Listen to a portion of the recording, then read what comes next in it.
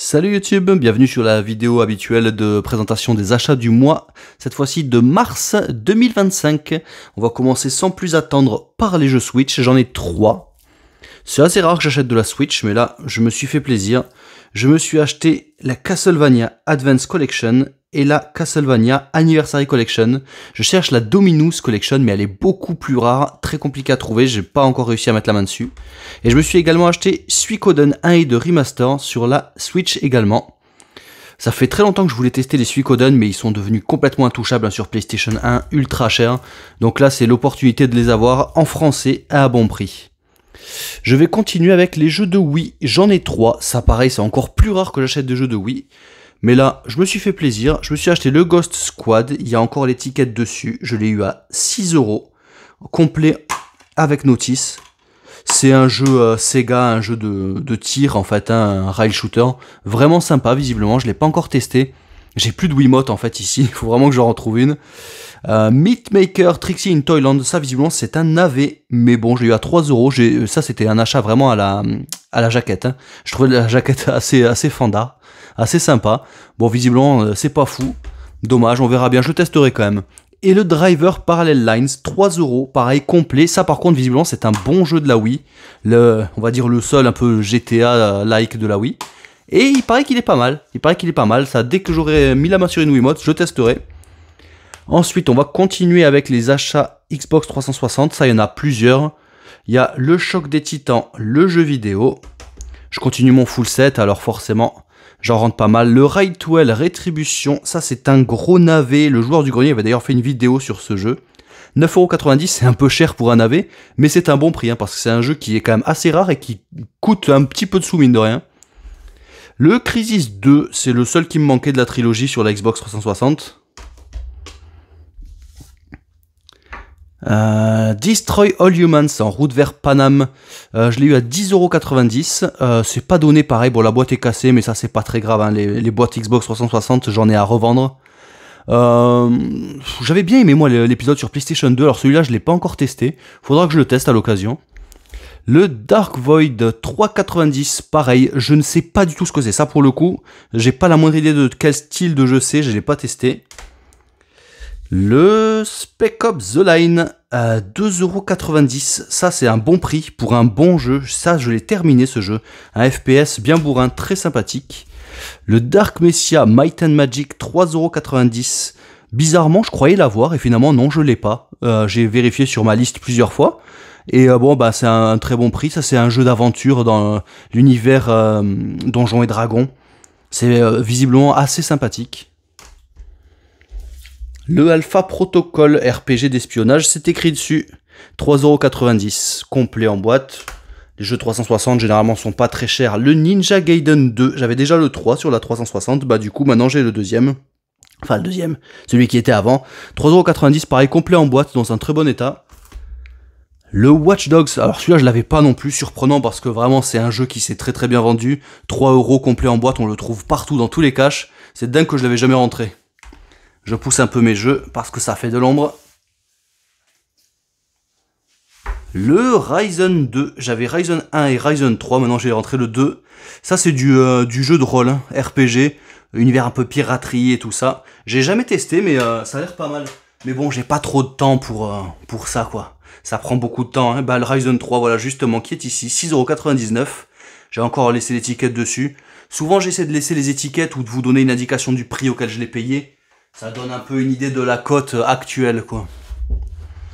Et Marvel vs Capcom 3, 5 €, ça c'est un bon prix, je pense, hein, parce que c'est le genre de jeu qui cote un peu souvent. Les jeux Capcom de combat en 2D comme ça, souvent ils cotent un petit peu. Là, 5 € c'est vraiment pas très cher. Surtout qu'il est vraiment en très bon état et complet en boîte. Je sens, il est bien lourd, la notice doit être assez épaisse. Je suis pas trop branché jeu de combat Capcom. Je sais, c'est pas très populaire, tout le monde adore les Street Fighter et tout ça. Moi, j'ai énormément de mal. J'accroche pas. Et je suis très mauvais d'ailleurs.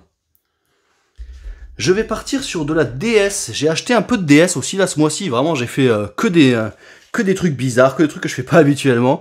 Les experts, alors là c'est un achat vraiment de curiosité. Hein. 2 €, je me suis dit je risque pas grand chose. Il est complet en plus avec la notice. Et des fois on peut avoir des bonnes surprises. Hein. Je crois que c'était l'épisode 360. ou qui m'avait plutôt plu. Je l'avais testé vite fait, j'y ai pas passé des heures, mais j'avais trouvé que le concept était pas mauvais. Je me dis peut-être avec l'écran tactile, une sorte de point and click d'enquête, ça peut être pas trop mauvais. Je testerai à l'occasion. Le Disney Princess, ça je l'ai acheté pour ma fille à 3 €, pas très cher. Alors ça c'est des mini-jeux de coloriage, vous voyez là derrière, de labyrinthe, des trucs comme ça. C'est pas fameux, mais ma fille a bien aimé. Bon, c'est vraiment pour les enfants quoi. Le WarioWare Touch 13 €, c'est pas donné, mais il est vraiment complet en boîte. Il y a même le code VIP Nintendo là qui est pas gratté. Les WarioWare, c'est vraiment quelque chose que j'aime bien. Autant les Wario Land, qui sont des jeux de plateforme, j'accroche moyennement. Mais les WarioWare, c'est plein de mini-jeux et tout ça, complètement barré, très Japon. Et c'est quelque chose qui me plaît bien. Et ensuite, le Lost in Blue 2. Il y en a eu 3 qui sont sortis sur les DS. C'est des jeux de survie assez difficiles. C'est du jeu Konami. Je suis content d'avoir rentré. Il y en a 3. Je pense que j'en achèterai pas d'autres parce qu'ils cotent un petit peu. Là, vous voyez 19,99. Je l'ai acheté dans un cash. C'est le prix grosso modo. Hein, donc, je suis content d'en avoir rentré un. Mais j'achèterai pas les 2 autres. J'ai testé un petit peu. J'y ai joué peut-être 2-3 heures. C'est pas mal, mais c'est assez complexe. Hein. Je comprends pourquoi les gens ils disent que c'est assez ardu. Ensuite, j'ai pris 3 jeux Master System. Le Rastan. Ça, c'est du jeu d'arcade très connu de chez Sega. Enfin, c'est du Taito, mais qui est sorti sur les consoles Sega.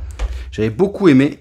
Le Arcade Smash Hits que j'ai payé 10 €. On voit encore l'étiquette dessus. Je l'ai acheté dans une petite boutique indépendante à Narbonne. Et le Sega Casino Game, 5 €. Alors bon, là c'est pareil. Je suis pas sûr que ce soit vraiment fameux, hein, des petits jeux de cartes et tout ça. Mais bon, à 5 € de la Master System, ça se prend. Je pense que je pourrais pas le trouver moins cher. Et enfin, tac, j'ai acheté ça. Je vous ai fait une vidéo sur ma chaîne, du coup, de présentation un petit peu de cette console compatible Evercade. Si vous avez des questions et tout ça, je vous renvoie vers ma chaîne ou d'autres vidéos, d'autres chaînes qui seront probablement plus complètes sur l'Evercade. Moi, c'est la première fois que je touche à ça et je trouve ça vraiment très sympathique.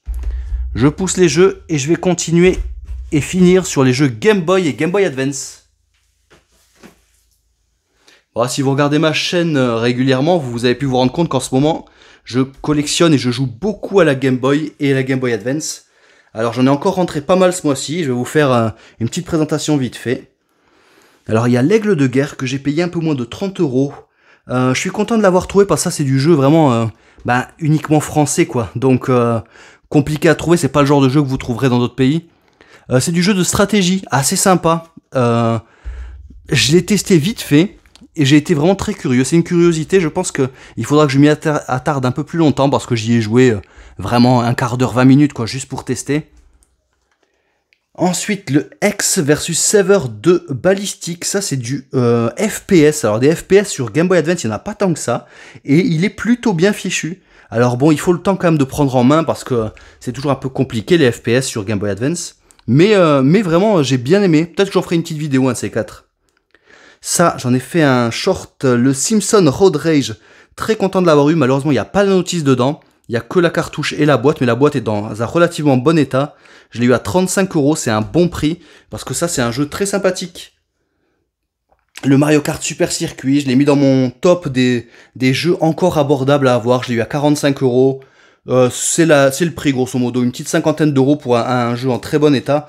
Moi, je vous conseille de foncer, parce que c'est le jeu le moins vendu de tous les Mario Kart. Il se trouve assez facilement encore à un prix correct. Et ce sera probablement pas le cas très longtemps. Je pousse un peu et je continue. Alors ensuite, on part sur une petite compile. Celui-là, GT3 Advance, super jeu de bagnole que j'ai beaucoup aimé, que j'ai fini. Et le MotoGP auquel j'ai très peu joué, par contre j'ai moins accroché au MotoGP. Oh pardon, il y a un petit bout de scotch là.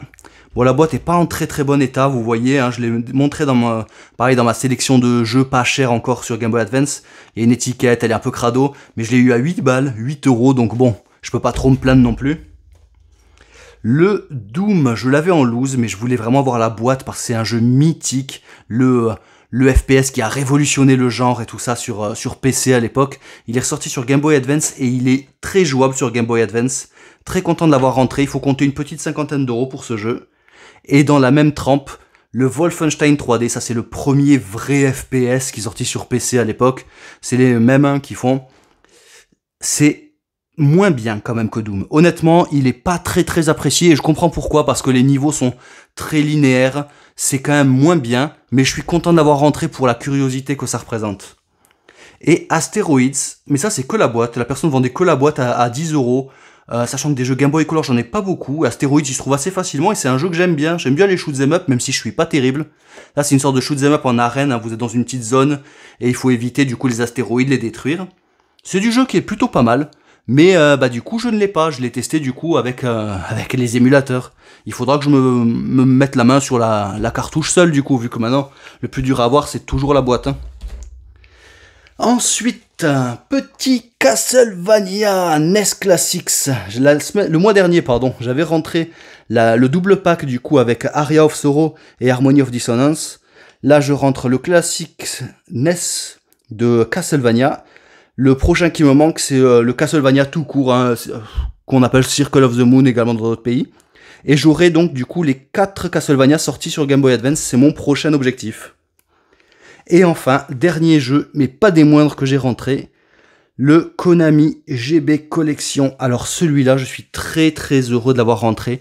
Déjà, j'ai pas beaucoup de jeux Game Boy Color, et celui-là, vraiment, pour moi, ça fait partie des meilleures cartouches à avoir, parce qu'il y a 4 jeux excellents. Vous avez Gradius, c'est un shoot'em up mythique. Vous avez The Castlevania Adventure, mais en version remasterisée avec des couleurs un peu plus nerveux, un peu plus vifs que l'épisode de base sorti sur Game Boy qui est très très lent, qui est qualitatif, hein, mais très lent. Là, c'est la meilleure version que vous aurez. Même dans la version Switch, du coup, qui est ressortie dans la collection que je vous ai montré tout à l'heure, c'est la version de base, en fait. Grosso modo, si vous voulez jouer à cette version qui est la meilleure, le seul moyen de l'avoir, c'est dans cette collection Konami. Ensuite, vous avez Probotector, qui est plus connu dans d'autres pays sous le nom de Contra. C'est du run and gun bien nerveux, bien sympa. Et enfin, un jeu un peu plus anecdotique, le Konami Racing, mais qui est quand même pas si mal. Donc c'est vraiment 4 bons jeux, enfin 3 excellents jeux et un bon jeu dans une seule compile. Je suis très très très content, d'autant que ça c'est vraiment du jeu qui commence à plus être si commun que ça. Donc c'est une très belle rentrée dans ma collection. Et voilà, c'est fini pour ce mois-ci, c'est déjà pas mal je pense. J'en ai acheté un petit peu moins que les autres mois, mais je trouve que j'ai fait un peu plus qualitatif. C'est des jeux qui sont un peu plus chers et qui font des belles pièces dans ma collection. N'hésitez pas à me dire ce que vous en pensez dans les commentaires, et à la prochaine, ciao!